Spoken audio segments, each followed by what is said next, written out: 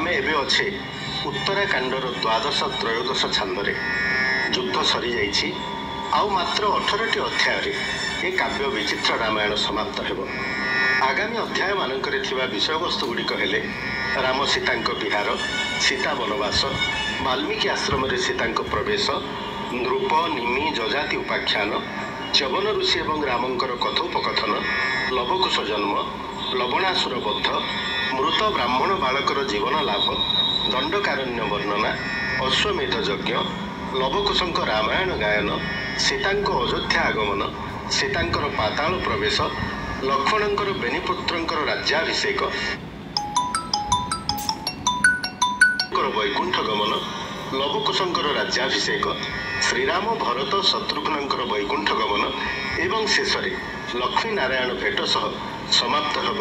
यही काव्य 130तम अध्याय। यही अध्याय हनुमान जन्म हवा परे देवता मानक ठारू विभिन्न बरलाभ करिसंती। अगस्त्य मुखर हनुमान प्रशंसा शुणी श्रीराम तोष होती। यापर ऋषि अगस्ती, सुग्रीव, विभीषण प्रमुख विदाय नेउछंती। पुष्पक विमान को श्रीराम फेराई देइछंती कुबेरं को। रामंक राजत्व रे अयोध्या राज्य रे अति शुभ लक्षण मान देखा देउछि।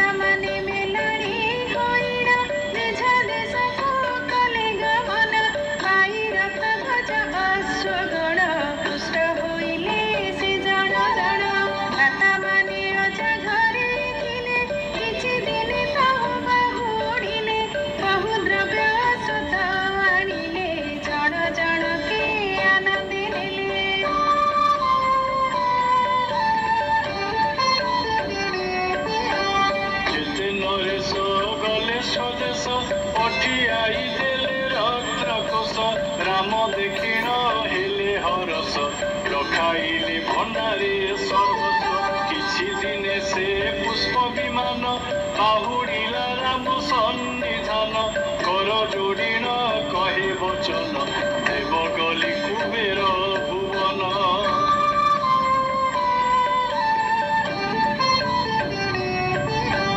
ମୋତେ ଅଙ୍ଗୀକାର ସେ ନ କଲେ ବାହୁଡ଼ାଇଣ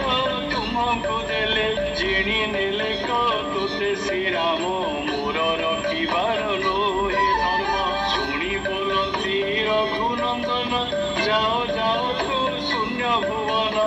ଆମ୍ଭେ ମାନସ କଲେ ଆସିବ ଏତେ ବୋଲି ତେଜିଲେ ରାଘବ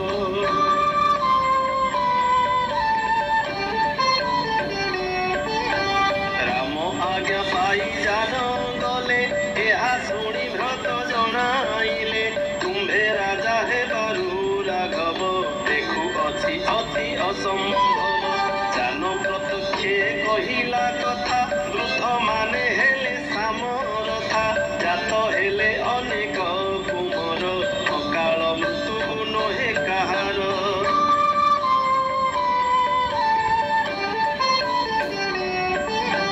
ସତ୍ର ପାଳନ୍ତି ଯେ ଯଥା କାଳେ କେହି ନ ଦେଖନ୍ତି ତାଙ୍କୁ ବେଳେ ଉପୁଜିଲେ ବହୁ ଶସ୍ୟ ଫଳେ ମନ୍ଦ ଗନ୍ଧ ଶୀତଳ